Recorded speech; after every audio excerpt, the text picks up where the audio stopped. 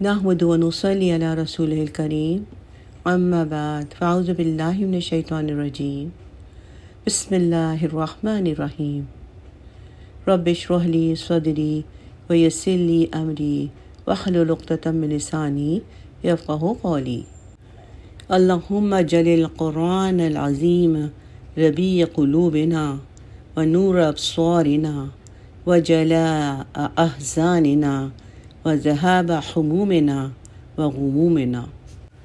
اے اللہ، آپ بنا دیجئے قرآن عظیم کو ہمارے دلوں کی بہار اور ہماری آنکھوں کا نور اور ہمارے غموں کو دور کرنے والا اور ہماری پریشانیوں کو رفع کرنے والا، آمین یا رب العالمین۔ آئیے اگلی آیات کا آغاز کرتے ہیں۔ آیت نمبر 23۔ وَلَا تَقُولَنَّ لِشَيْءٍ إِنِّي فَاعِلٌ ذَلِكَ غَدًا، اور کسی چیز کے بارے میں کبھی یہ نہ کہا کریں کہ میں کل ضرور کروں گا۔ اس آیت کریمہ میں ایک بہت اہم واقعے کا حوالہ دیا جا رہا ہے۔ جب اہل مکہ نے رسول صلی اللہ علیہ وسلم سے سوالات کیے تو آپ صلی اللہ علیہ وسلم نے فرمایا کہ میں کل آپ لوگوں کو ان سوالات کے جواب دے دوں گا۔ اس موقع پر آپ صلی اللہ علیہ وسلم نے انشاءاللہ نہیں فرمایا۔ اس کے بعد کئی روز تک وحی نہیں آئی۔ یہ صورتحال آپ صلی اللہ علیہ وسلم کے لیے انتہائی پریشان کن تھی، اور جیسے آپ کو معلوم ہے کہ قریش مکہ ویسے ہی انتظار میں بیٹھے ہوئے تھے، تو وہ بہت خوش ہو رہے تھے اور آپ کی ناکامی پر آپ کو طعنے بھی دے رہے ہوں گے، اور آپ صلی اللہ علیہ وسلم کو یہ سب کچھ برداشت کرنا پڑ رہا تھا۔ یعنی اس سے اندازہ ہوتا ہے کہ اللہ تعالیٰ اپنے محبوب بندوں کو کیسی کیسی سخت آزمائشوں سے دوچار کرتا ہے۔ اور ہم یہ دیکھتے ہیں کہ عام آدمی اپنی ڈیلی گفتگو میں کیسی کیسی بے معنی باتیں کرتا ہے، لیکن اللہ کے ہاں سے اس کی کوئی پکڑ نہیں ہوتی، اس لیے کہ وہ اللہ کے ہاں اہم ہی نہیں ہوتے۔ مگر یہاں پر تو ایک انتہائی مقرب ہستی کے منہ سے ایک کلمہ ادا ہونا رہ گیا، اور اس کے باوجود کہ معاملہ بہت حساس تھا اور قریش مکہ سب انتظار کر رہے تھے جواب کا، پھر بھی اللہ تعالیٰ کی طرف سے وہی روک لی گئی۔ بالآخر کئی روز کے بعد اللہ کو منظور ہوا تو حضرت جبرائیل علیہ السلام سوالات کے جوابات بھی لے کر آئے، اور ساتھ یہ بھی ہدایت کی کہ کبھی کسی چیز کے بارے میں یوں نہ کہیں کہ میں کل یہ کروں گا۔ اگلی آیت نمبر 24 میں اللہ تعالیٰ نے یہ فرمایا کہ کس طرح اس کا جواب دیا جانا چاہیے، یہ ہم اب پڑھتے ہیں۔ آیت نمبر 24۔ إِلَّا أَن يَشَاءَ اللَّهُ، مگر یہ کہ اللہ چاہے۔ مستقبل یعنی فیوچر کے بارے میں جب بھی کوئی بات کریں تو انشاءاللہ ضرور کہیں، اگر اللہ نے چاہا تو میں یوں کروں گا۔ اللہ تعالیٰ کا مسلمانوں پر یہ خصوصی فضل ہے کہ انہیں اپنی معاشرتی زندگی میں روزمرہ کے معاملات میں ایسے ایسے کلمات سکھائے ہیں کہ جن میں توحید کوٹ کوٹ کر بھری ہوئی ہے۔ مثلاً جیسے ہم کوئی خوبصورت چیز دیکھتے ہیں اور ہمارا دل خوش ہوتا ہے تو ہمیں کہنا چاہیے سبحان اللہ، گویا کہ ہم نے اقرار کیا کہ یہ اس چیز کا کمال نہیں ہے اور نہ ہی یہ چیز بذات خود تعریف کے لائق ہے، بلکہ تعریف تو اللہ ہی کی ہے جس نے یہ خوبصورت چیز بنائی۔ اگر ہماری کوئی تکلیف دور ہوتی ہے تو ہماری منہ سے نکلنا چاہیے الحمدللہ، یعنی جو بھی مشکل آسان ہوئی ہے وہ اللہ کی مدد اور اس کی مہربانی اور اس کے حکم سے ہوئی ہے، تو لہٰذا شکر بھی اسی اللہ ہی کا کرنا چاہیے۔ اب ہم گھر میں داخل ہوتے ہیں اور اپنے فیملی کو، اپنے اہل و عیال کو خوش و خرم دیکھتے ہیں تو ہمیں کیا کہنا چاہیے؟ ماشاء اللہ، یعنی اس میں میرا یہ کسی اور کا کوئی کمال نہیں ہے، یہ سب اللہ کی مرضی اور اس کی مشیت سے ہے۔ اسی طرح مستقبل میں کسی کام کے کرنے کے بارے میں اظہار کریں تو ساتھ ہی ہمیں کہنا چاہیے انشاءاللہ، یعنی میرا تو ارادہ یوں ہے، مگر صرف میرے ارادے سے کیا ہوتا ہے، حقیقت میں کام تبھی ہوگا اور میں اسے تبھی کر پاؤں گا جب اللہ تعالیٰ کو منظور ہوگا، کیونکہ اللہ کی مشیت اور مرضی کے بغیر کچھ بھی نہیں ہو سکتا۔ گویا ان کلمات کے ذریعے قدم قدم پر اور بات بات پر ہمیں توحید کا سبق یاد دلایا جاتا ہے۔ اللہ کے علم اور اس کے حکم اور اس کے اختیار اور اقتدار اور اس کی قدرت اور اس کی مشیت کے مطابق اور فائق ہونے کے اقرار کی ترغیب دی جاتی ہے۔ اس میں زیادہ تر کلمات الحمدللہ، انشاءاللہ اور ماشاءاللہ کی صورت میں موجود ہیں۔ آگے اللہ سبحانہ تعالیٰ فرماتے ہیں وَاذْكُرْ رَبَّكَ إِذَا نَسِيتَ، اور اپنے رب کو یاد کر لیا کیجئے جب آپ بھول جائیں، یعنی آپ کسی وقت بھول جائیں تو یاد آنے پر دوبارہ اللہ کی طرف اپنا دھیان لگا لیجئے۔ قُلْ عَسَىٰ أَن يَهْدِيَنِي رَبِّي لِأَقْرَبَ مِنْ هَٰذَا رَشَدًا، اور کہیے ہو سکتا ہے کہ میرا رب میری رہنمائی کر دے اس سے بہتر بھلائی کی طرف۔ یعنی کسی بھی کام کے لیے کوشش کرتے ہوئے انسان کو اللہ پر توکل کرنے کی کیفیت میں رہنا چاہیے کہ اللہ کو منظور ہوا تو میں اس کوشش میں کامیاب ہو جاؤں گا، ورنہ ہو سکتا ہے کہ میرا رب میرے لیے اس سے بھی بہتر کسی کام کے لیے اسباب پیدا کر دے، یعنی کوئی اچھا سبب پیدا ہو جائے۔ گویا انسان اپنے تمام معاملات ہر وقت اللہ تعالیٰ کے سپرد کیے رکھے، یعنی توکل علی اللہ۔ آیت نمبر 25 وَلَبِثُوا فِي كَهْفِهِمْ 300 سِنِينَ وَازْدَادُوا 9، اور وہ رہے اپنے غار میں 300 برس اور اس کے اوپر 9 برس۔ حافظ ابن کثیر کہتے ہیں کہ اس آیت کریمہ میں اللہ تعالیٰ نے اس پوری مدت کی خبر دی ہے جس میں اصحاب الکہف سوئے رہے، یعنی شمسی کیلنڈر کے حساب سے، یعنی شمسی کا مطلب سورج کے مطابق جو کیلنڈر ہے اس کے حساب سے 300 سال، اور قمری کیلنڈر کے حساب سے یعنی چاند کے حساب سے 309 سال تک کی مدت تھی، اس لیے کہ ہر شمسی 100 سال قمری 103 سال کے برابر ہوتا ہے، اس لیے کہ سورج کے کیلنڈر کے مطابق 100 سال چاند کے کیلنڈر کے مطابق 103 سال کے برابر ہوتے ہیں۔ یہ ان کے سوئے رہنے کی مدت تھی، لیکن جاگنے کے بعد انہیں موت کے آنے تک یا نزول قرآن تک کتنی مدت تھی اس کا علم صرف اللہ ہی کو ہے، اس لیے کہ آسمانوں اور زمین کی غیبی باتوں کا علم تو صرف اللہ تعالیٰ ہی کو ہے، اور وہ ہر چیز کو خوب دیکھ رہا ہے اور خوب جان رہا ہے اور ہر آواز کو خوب سن رہا ہے۔ اس کے علاوہ بندوں کا کوئی حقیقی یار و مددگار نہیں۔ اس نے سارے جہان کی تخلیق اور اس کی تدبیر میں کسی کو اپنا شریک نہیں بنایا، نہ اس کا کوئی وزیر ہے نہ اس کا کوئی مشیر، وہ تمام نقائص سے برتر اور بالا اور پاک ہے، سبحان اللہ۔ آیت نمبر 26 قُلِ اللَّهُ أَعْلَمُ بِمَا لَبِثُوا، آپ صلی اللہ علیہ وسلم کہیے کہ اللہ بہتر جانتا ہے اس میں جتنا عرصہ وہ رہے، یعنی اس قسم کی بحث میں پڑھنے کی ضرورت نہیں کہ وہ غار میں کتنا عرصہ سوئے، اس کا جواب بھی آپ صلی اللہ علیہ وسلم ان کو یہی دے کہ اس مدت کے بارے میں اللہ ہی بہتر جانتا ہے۔ لَهُ غَيْبُ السَّمَاوَاتِ وَالْأَرْضِ أَبْصِرْ بِهِ وَأَسْمِعْ، اسی کے لیے ہے آسمانوں اور زمین کا غیب، کیا ہی خوب ہے وہ، اور وہ اس کو دیکھنے والا، اور کیا ہی خوب ہے وہ سننے والا۔ مَا لَهُم مِّن دُونِهِ مِن وَلِيٍّ وَلَا يُشْرِكُ فِي حُكْمِهِ أَحَدًا، اس کے سوا ان کا کوئی مددگار نہیں اور وہ شریک نہیں کرتا اپنے حکم میں کسی کو بھی۔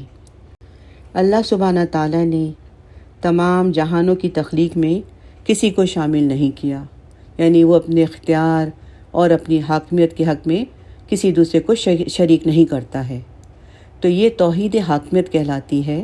اور اس بارے میں سورہ یوسف آیت نمبر 40 اور 67 میں بھی اس طرح ارشاد ہوا ہے ان الحکم الا للہ، اختیار مطلق تو صرف اللہ ہی کا ہے، جبکہ سورہ بنی اسرائیل کی آخری آیت میں یوں فرمایا گیا وَلَمْ يَكُنْ لَهُ شَرِيكٌ فِي الْمُلْكِ، اور اس کا کوئی شریک نہیں ہے بادشاہت میں، بے شک۔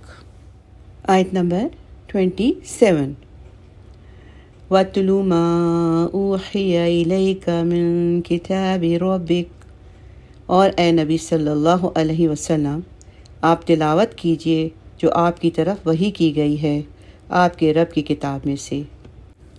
جس وقت سورہ کہف کا نزول ہوا اس وقت آپ کو معلوم ہے کہ مکہ شریف میں نبی کریم صلی اللہ علیہ وسلم اور تمام مومنین مسلمانوں پر بڑی مشکل کا وقت تھا، بہت کٹھن دور تھا وہ۔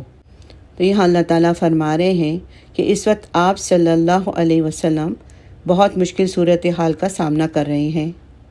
اس کیفیت میں آپ صلی اللہ علیہ وسلم کو صبر اور استقامت کی سخت ضرورت ہے۔ وَاصْبِرْ وَمَا صَبَرُوا إِلَّا بِاللَّهِ، سورہ نحل آیت نمبر 127۔ اور اے نبی صلی اللہ علیہ وسلم آپ صبر کیجئے اور آپ کا صبر تو اللہ ہی کے سہارے پر ہے۔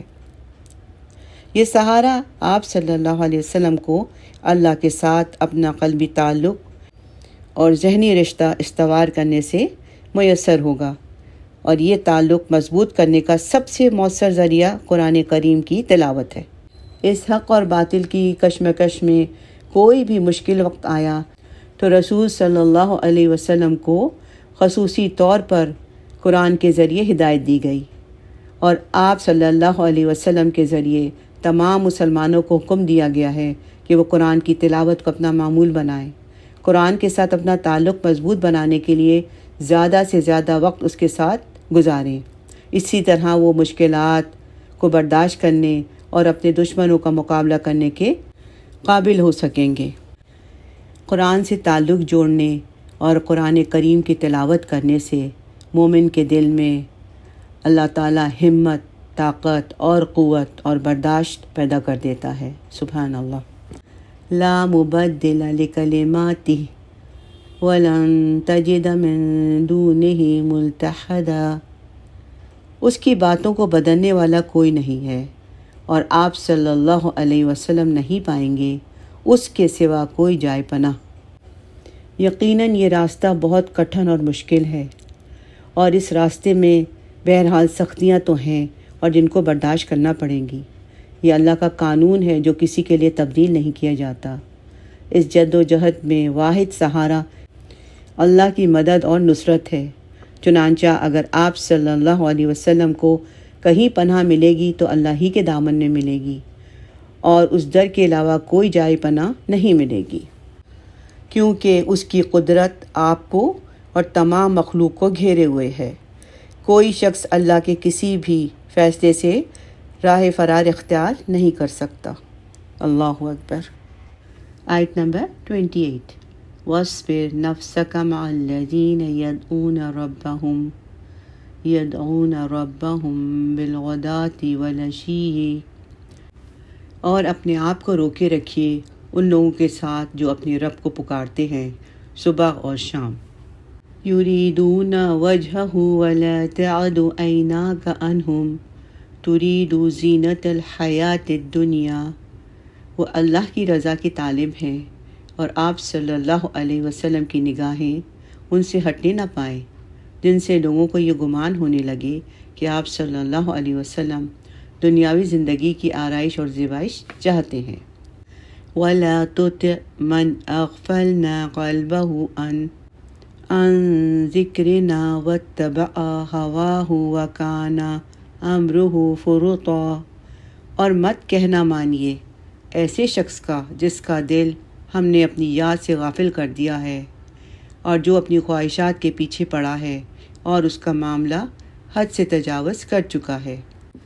ابن جریر نے روایت کی ہے کہ مکہ کے قریش سردار غرور اور تکبر کے بنا پر نبی کریم صلی اللہ علیہ وسلم سے مطالبہ کیا کرتے کہ وہ غریب اور نادار مسلمانوں کو اپنی مجلس سے نکال دیں تاکہ وہ لوگ آپ کی مجلس میں شریک ہوں اور آپ کی باتیں سنیں۔ تو یہ آیت نازل ہوئی جس میں آپ کو حکم دیا گیا کہ ایسا نہ کریں، بلکہ غریب مسلمانوں کا خیال رکھیں اور انہیں اپنی مجلس سے نہ نکالیں۔ ان مسلمانوں کی صفت یہ ہے کہ وہ اپنے رب کی رضا کی خاطر صبح اور شام نمازیں پڑھتے ہیں اور اسے یاد کرتے رہتے ہیں، اور آپ ان غریب مسلمانوں کو اس لیے نظر انداز نہ کیجیے تاکہ مکہ کے مالدار اور سرداروں کے ساتھ ان کا دل رکھنے کے لیے بیٹھ سکیں۔ اور آپ اس شخص کی پیروی نہ کیجیے جس کے دل پر ہم نے مہر لگا دی ہے، جس کے نتیجے میں وہ ہماری یاد سے غافل ہو گیا ہے اور اپنی خواہش کا بندہ بن گیا ہے، اور وہ ہلاکت اور بربادی اس کی قسمت بن گئی ہے۔ یہاں جس شخص کا ذکر کیا گیا ہے مفسرین لکھتے ہیں کہ یہ امیہ بن خلف جمحی کے بارے میں نازل ہوا ہے، جو غریب مسلمانوں کو نبی کریم صلی اللہ علیہ وسلم کی مجلس سے نکالنے کی تحریک میں پیش تھا۔ امام مسلم نے سعد بن ابی وقاص رضی اللہ تعالیٰ عنہ سے روایت کی ہے کہ ہم 6 آدمی نبی کریم صلی اللہ علیہ وسلم کے پاس بیٹھے تھے، تو مشرکین نے آپ سے کہا کہ آپ انہیں اپنی مجلس سے نکال دیں۔ سعد رضی اللہ تعالیٰ عنہ کہتے ہیں کہ وہ 6 آدمی میں سے ایک میں ہوں، ایک ابن مسعود رضی اللہ تعالیٰ عنہ اور قبیلہ حذیل کا ایک آدمی تھا، اور حضرت بلال تھے، اور دوسرے 2 آدمی تھے جن کا نام میں بھول گیا ہوں۔ چنانچہ آپ کے دل میں یہ بات آ گئی تو اللہ تعالیٰ نے سورہ الانعام کی آیت نمبر 52 میں یوں فرمایا کہ جو لوگ اپنے رب کو پکارتے ہیں انہیں آپ نہ بھگائیں۔ آیت نمبر 29 وَقُلِ الْحَقُّ مِنْ رَبِّكُمْ فَمَنْ شَاءَ فَلْيُؤْمِنْ وَمَنْ شَاءَ فَلْيَكْفُرْ، اور آپ صلی اللہ علیہ وسلم کہہ دیجئے کہ یہی حق ہے تمہارے رب کی طرف سے، تو اب جو چاہے ایمان لائے اور جو چاہے کفر کرے۔ کفار مکہ کی طرف سے کوششیں کی جا رہی تھیں کہ کوئی درمیانی راستہ نکل جائے۔ اس کے جواب میں اللہ تعالیٰ نے حضور صلی اللہ علیہ وسلم کی زبان مبارک سے واضح اور 2 ٹوک انداز میں اعلان کرایا جا رہا ہے کہ تمہارے رب کی طرف سے دین برحق میرے پاس آ گیا ہے اور میں نے تم لوگوں کے سامنے پیش کر دیا ہے۔ اب تمہارے سامنے 2 ہی راستے ہیں، یا تو اسے من و عین قبول کر لو یا اس کو رد کر دو، لیکن یاد رکھو اس میں کچھ لو اور کچھ دو کے اصول پر تم سے کوئی سودے بازی ممکن نہیں ہے۔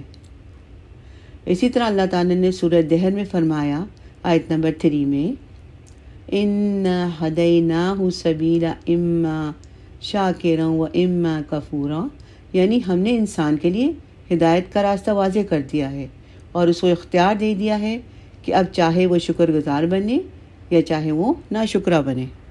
یعنی اللہ تعالیٰ نے نبی کریم صلی اللہ علیہ وسلم سے فرمایا آپ لوگوں سے کہہ دیجئے کہ تمہارے رب کا دین برحق آ چکا ہے، جس کی صداقت میں کوئی شبہ نہیں، اور کسی کے لیے کوئی بہانہ، کوئی عذر باقی نہیں رہا۔